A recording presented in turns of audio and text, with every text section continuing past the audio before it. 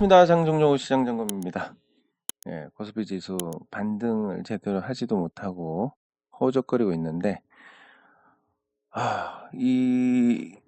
이제 진짜 대비를 해야 될 것 같습니다. 그 대비라는 것은 예전을 더듬어 보면, 자, 우리가 이제 한창 부동산 투자를 하자고 했던 게 요 시점입니다. 근데 뭐 부동산의 어떤 매력도 있지만, 주식 시장이 고점이다라고 생각해서 이렇게 한 거고, 결과적으로 이제 요 하락을 피했는데, 부동산에서 결과가 좋지 못해서 좀 아쉽게 되긴 했지만, 피한 거고, 대비라는 건 이럴 때 하는 거고, 그럼 지금 무슨 대비를 해야 되느냐? 점점 이제 그려가는 것이, 데드 앤 바운스라고 해야 되나? 예, 정확한 표현이 뭐더라? 데드캣 바운스인가? 데드캣 바운스. 이게 이제 일시적으로 회복하는 것처럼 보인 게 아닌가, 요런 징후가 곳곳에서 나타나고 있습니다. 그럼 진짜 큰 게 한 방 온다라는 얘기인데, 그 큰 게 한 방 오는 이유는 간단합니다. 지금 한국은행에서 잘못하고 있기 때문이다. 금리를 안 올리면, 못 올리면 물가는 어떻게 하느냐? 아니, 지금 뭐 다 좋게 생겼는데 물가 문제입니까? 그럼 이제 앞으로 큰 게 온다라고 하면 우리가 지수를 얼마를 봐야 되냐면,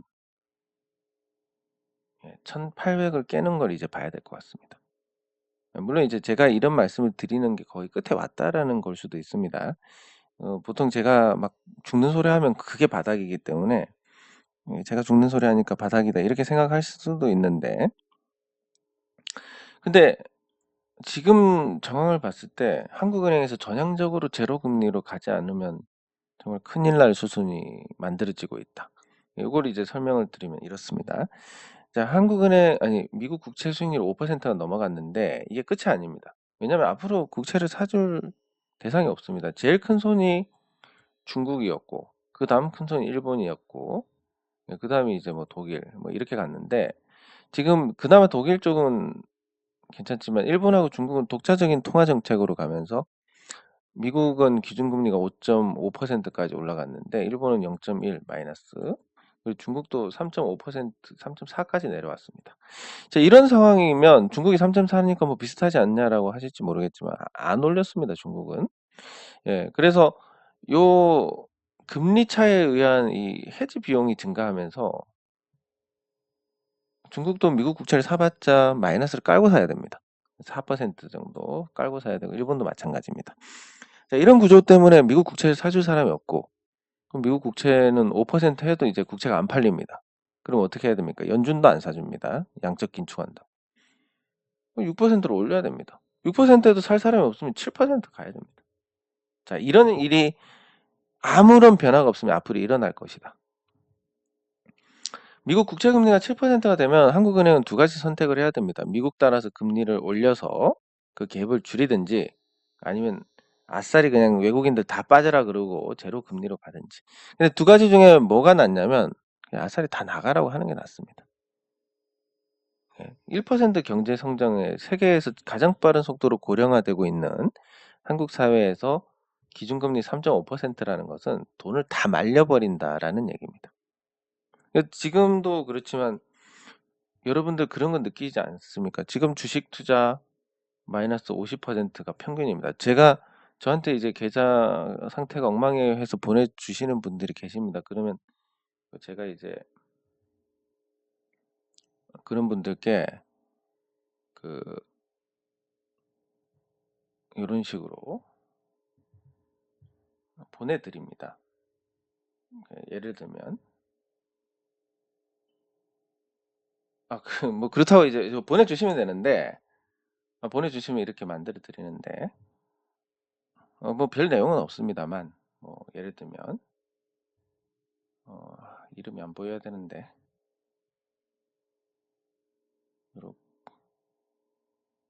이런 식으로 보내드립니다. 그러면 주요 이슈가 이렇다. 그리고 보유 종목이 이렇다. 그래서 업황은 이렇고 시장 전망은 이렇다. 이제 이름 안 보이니까 갖고 오겠습니다. 연말까지는 뭐 크게 기대할 게 없다. 가독성을 위해서 그냥 숫자로 이렇게 정리를 해드립니다. 예, 그리고 여기 보면 이제 중국의 전랑외교 변화라든지 이런 거 다루지 않은 내용들도 있습니다. 예, 그런 내용들을 다루면서 이제 종목별로 어쩌고 저쩌고 이렇게 적어 드리는 겁니다. 자, 이게 뭐 별 내용은 없는데 여기 보시면 이제 양은 많습니다. 제가 뭐 하는지 뭘 한다고 바쁜 척을 하느냐 뭐 이런 생각을 하실 수 있는데 진짜 바쁩니다. 예. 진짜 바쁜데 그렇지만 저한테 제일 우선은 여러분들이기 때문에 항상 저는 열려 있습니다. 예, 그래서 뭐 물론 저한테 물어보신다고 해법이 나오는 건 아니기 때문에 그냥 답답한데 얘기할 사람이 없다. 그러면 예, 계좌 통째로 찍어서 보내주시면 예, 제가 저렇게 진단을 해서 드릴 겁니다. 물론 언제까지라고는 말씀을 못 드립니다. 그냥 우선순위는 어쨌든 일이 앞이고 그런 부분이 뒤니까. 하지만 그렇습니다. 이 오는 거의 평균이 마이너스 50입니다. 자, 이게 이제 현실입니다. 자, 그럼 여러분 한번 생각해 보겠습니다. 내가 잘못해서 주식 투자 성과가 이렇네. 맞습니다. 그게 첫 번째지만 근본적으로 지금의 이런 금융 환경에서 누가 과연 수익을 낼 수 있을 것이냐. 그러니까 이자가 1%입니다.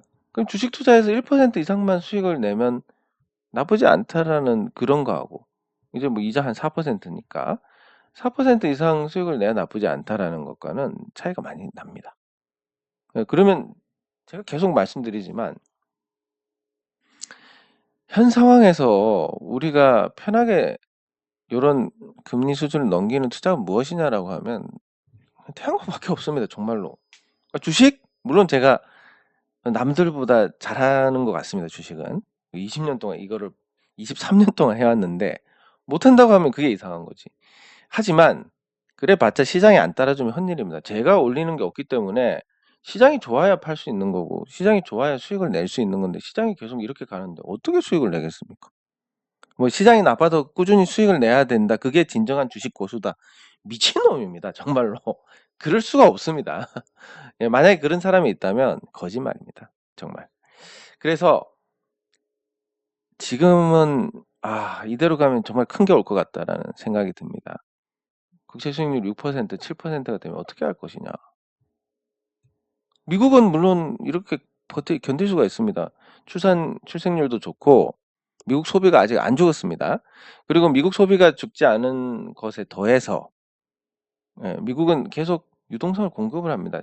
금리를 쪼는 것 같지만 무슨 인플레이션 감축법이니 뭐니 해가지고 돈을 계속 풀고 있습니다.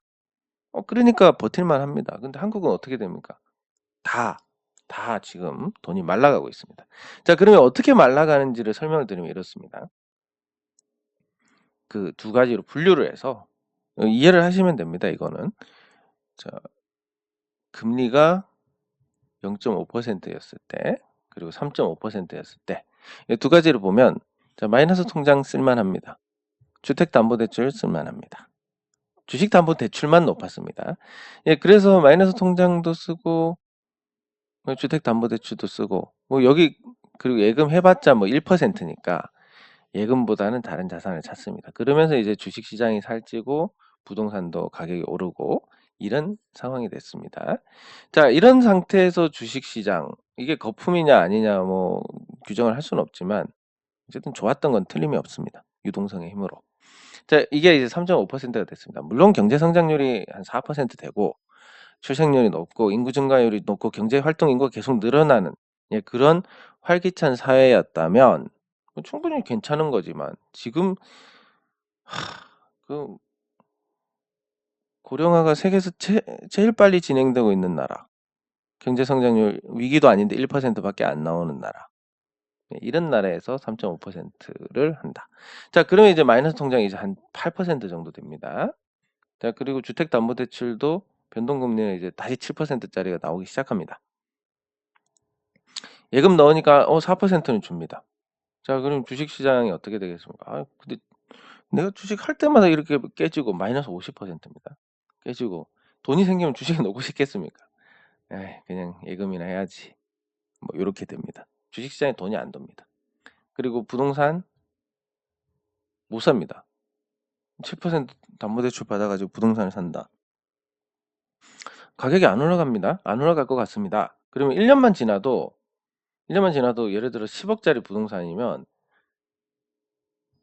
7천만 원 까먹는 거랑 다름이 없습니다. 1년 7%니까. 그럼 집을 살 사람들이 기다릴수록 나는 이익이네. 이 돈을 집을 안 사고 예금에 넣어놨더니 10억이 10.4억이 됐고 2년 지났더니 10.8억이 됐는데 집값은 그대로입니다. 더 사기 좋아지는. 네. 이런 구도이기 때문에 돈이 다 빨려버립니다. 없을 수밖에 없으면 돈. 그래서 여러분들 주변에서 돈 빌려달라 그러면 어떻게 해야 됩니까? 안 빌려줘야 됩니다. 요즘 빌려주면 100% 떼입니다. 예, 그런 이제 돈이 말라가는 상황이기 때문에 주식시장이 나쁘다. 그럼 여러분들 그때 말씀드렸듯이 제가 대형주는 삼성전자로 집중을 하시는 게 좋다라고 말씀을 드렸고, 중소형주는 나름 방어되는 YM이라든지 아니면 그 태경 BK라든지 이런 정보도 보시면 아직 시장에 비해서 잘 버티고 있습니다. 왜냐하면 이렇게 뭔가 에너지가 들어온 종목들은 이 에너지가 나가기 전까지 심하게 내릴 수가 없습니다. 관리가 되니까. 그리고 기관 투자자들도 마찬가지로 자기네들이 많이 사놓은 종목들은 관리를 합니다. 그게 앞으로는 삼성전자가 될 겁니다. 왜냐하면 지금같이 유동성이 말라가고 있는 시기에 삼성전자를 제외하면 황금성조차도 장담할 수 없는 상태가 됩니다. 자, 그런 배경을 갖고 이제 지금 만약에 돈이 남아돈다, 예금에 넣는다, 좋은 선택입니다. 그렇지만 이 자산 투자 중에서 가장 낫다고 한다면 태양광이 가장 낫습니다, 지금. 그리고 돈이 안 돌기 때문에 기회가 많습니다. 심지어 이제 역전 현상이 벌어졌습니다. 그 지붕이 희소했는데 이제 지붕 빌리는 게 이전보다는 좀 나아졌습니다. 예, 그러니까 그런 어떤 기회가 이렇게 좋을 때가 흔치가 않습니다. 예, 그런 거를 알고 계시면 될 것 같고, 그렇지만 또 무리해서도 안 됩니다. 우리가 무리해서 무슨 일을 하는 순간 잘못됩니다. 예, 그래서 그런 것까지 감안해서 계속 소극적으로 가야 되는데, 이제 현재는 기대할 수 있는 게 딱 하나밖에 없습니다. 정부 정책인데, 정부가 이제 친기업적인 그런 모습을 보이고 있고, 내년 4월이 선거니까, 그러면 기업들하고 친기업이니까 뭘 한번 보여줘야 되지 않냐.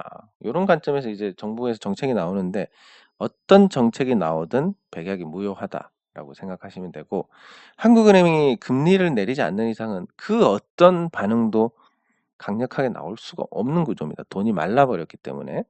그래서 여러분들의 자산을 지키기 위해서는 아까 말씀드린 특정 종목으로 집중을 하시는 게 좋고, 투자를 한다라고 하면 그냥 현금 갖고 계시든 아니면 뭐 태양광을 하시든 나름 이제 안전자산으로 가셔야 되는 거고, 그렇게 숨죽이고 시간을 보내면서 통화 정책이 정상화되든지 아니면 시장이 박살 나가지고 완전 물갈이가 되든지, 이 두 가지 경우가 지나고 나서야 이제 주식 투자를 다시 본격적으로 할 수 있다. 그렇게 설명을 드릴 수가 있겠습니다. 예, 아무튼 좋지 못한 상황입니다. 예, 그럼 댓글 확인하도록 하겠습니다. 아우, 감사합니다. 예, 앞으로 아마 저 양수 발전 쪽이 괜찮을 거고, 그 관련된 이제 종목도 있고 하니까, 뭐 물론 시장은 나쁘겠지만 그 종목은 일거리가 늘어나니까 괜찮을 겁니다. 예, 감사합니다. 양수 발전이 예전부터 있었던 건데, 그 과거에는 이제 원자력을 활용을 하는 거였습니다. 상부 저수지, 하부 저수지를 해가지고, 그래서 원전이 24시간 가동해야 되니까 24시간 가동해서 에너지가 남아돌 때, 밤 같을 때, 전기 안 쓸 때는 펌프로 위로 올리고, 낮에 이제 전기 많이 쓸 때는 또 내려서 전기를 생산하고, 이런 쪽으로 섰었는데, 앞으로는 ESS를 대체하는, 예, 뭐 친환경적인 자연 ESS다. 요렇게 될 것 같습니다. 그리고 말씀드렸듯이 뭐 백록담에 설치를 하면 제주도는 문제를 한 방에 해결할 수 있고, 북한도 나중에 그 백두산 천지를 활용하면 에너지 문제를 쉽게 해결을 할 수 있을 겁니다. 예. 상보 같이 살펴보도록 하겠습니다. 또 태양광. 제가 이게 태양광 얘기가 나오면 제가 말이 길어지기 때문에 이거 의식을 하고 말씀을 드리겠습니다. 이게 공급은 앞으로 있을 겁니다. 조력과 풍력. 자, 한 번씩 따져보겠습니다. 이 조력은 또 제가 관심이 많은 분야라서 아주 재밌게 또 찾고 있는데, 제가 예전에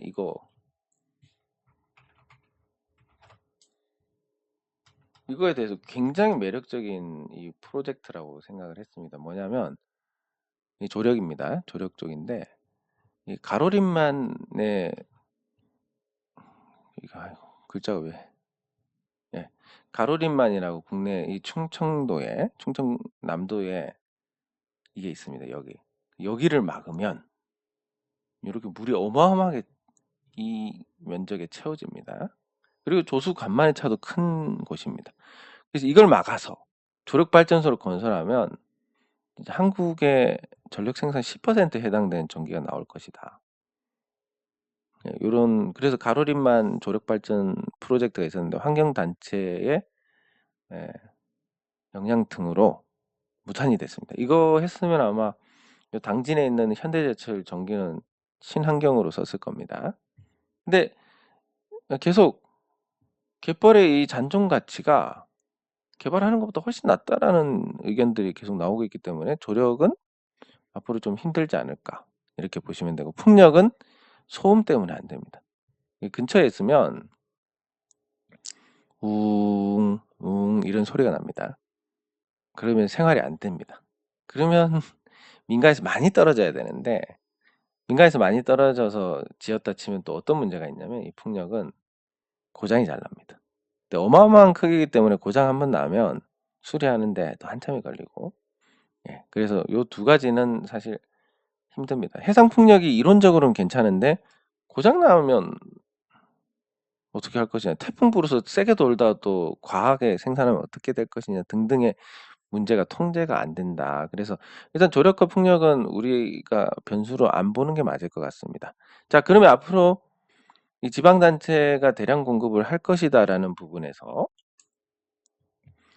한번 또 따져보겠습니다.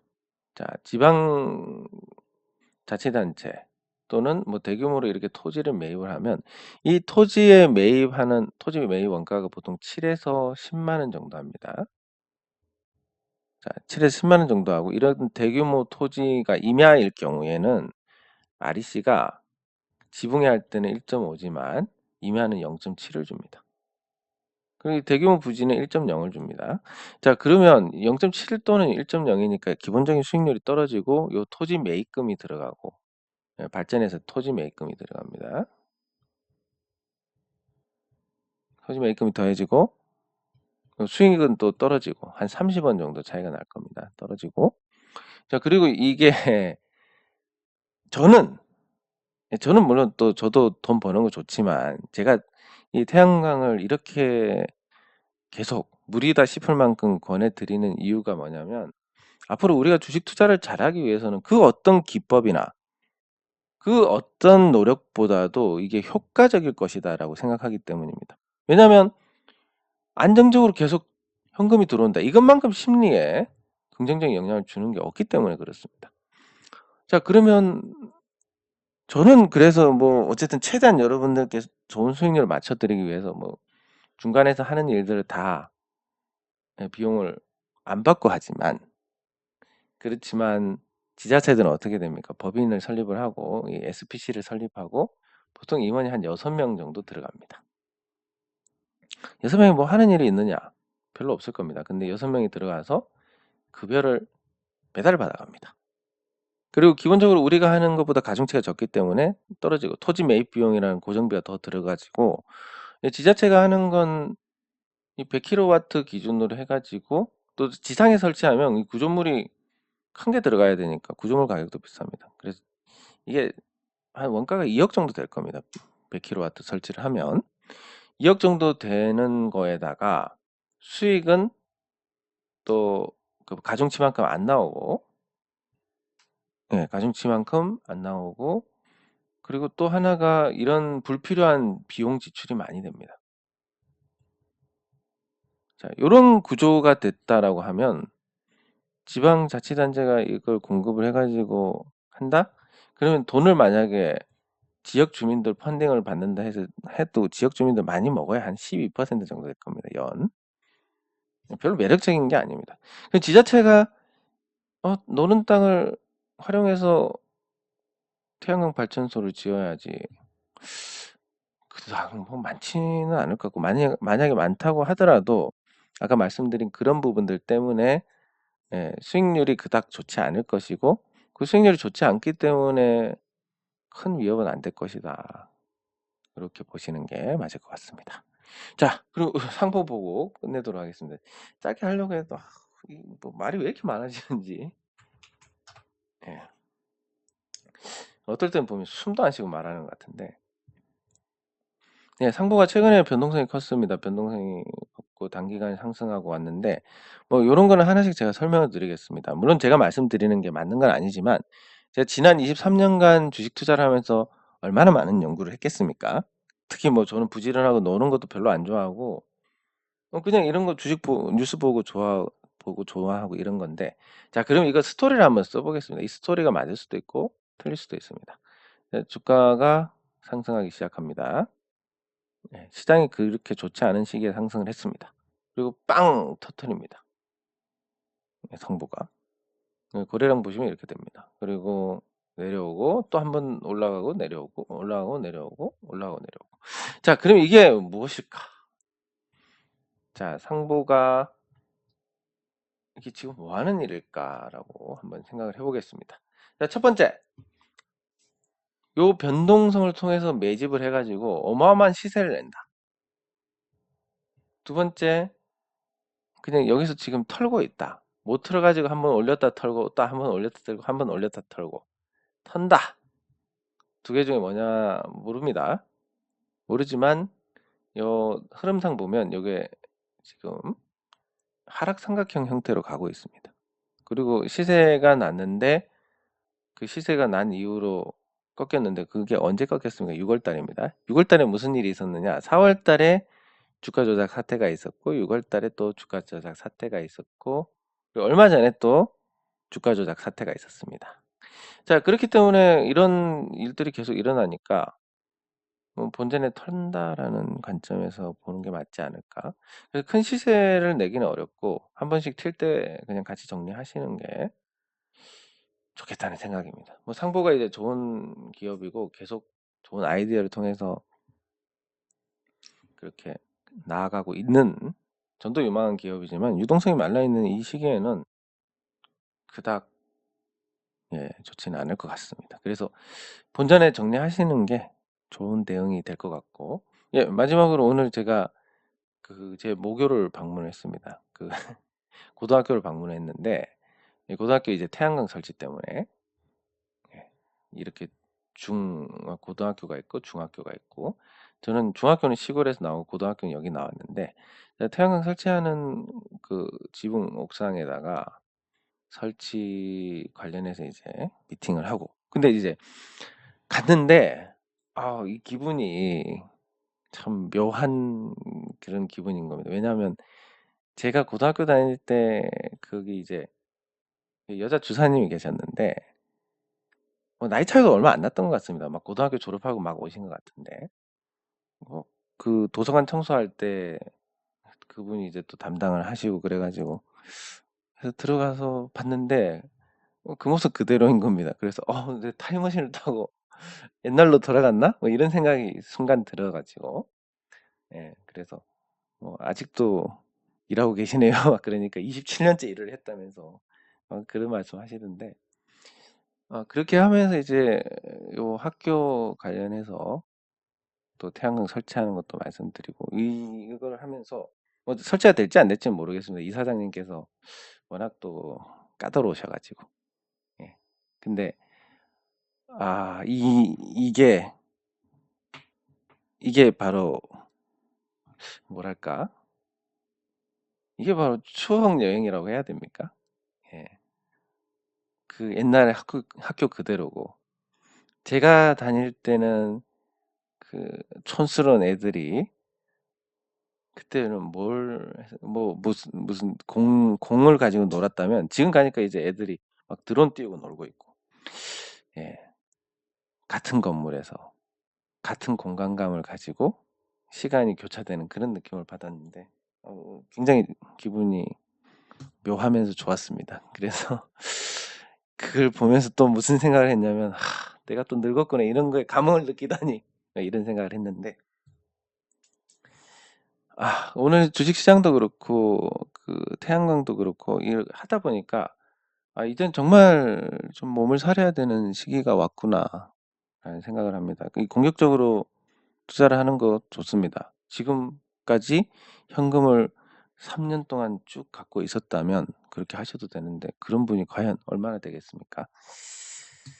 그래서 어떻게 보면 우리가 이 부동산에 물린 게 전화위복이 될 수도 있겠다 하는 생각도 들고 또 어려운 시기에 어렵게 투자한 곳은 잘 버티고 있으니까 뭐 대우 컴프레셔라든지 그래서 주식시장에서 비중을 줄여놓는 거는 잘한 선택이었던 것 같습니다. 그리고 지금 태양광으로 계속 줄여놓은 것도 우리가 태양광을 시작한 이래로 주식시장이 좋았던 적이 거의 없었기 때문에 이것도 여러분들 투자에 좀 기여를 한 부분이 있을 것 같습니다. 그래서 지금도 확신을 가지고 저게 왜 저래라는 소리를 듣더라도 제가 계속 나아가야 되는 건 맞는데 근데 그것도 뭐 정도껏 해야 되는 거니까 한동안 또 우리가 숨을 죽이고 이렇게 가는 게 맞지 않을까 싶습니다. 네, 장 종료 후 시장 점검은 여기서 마치도록 하겠습니다. 수고하셨습니다.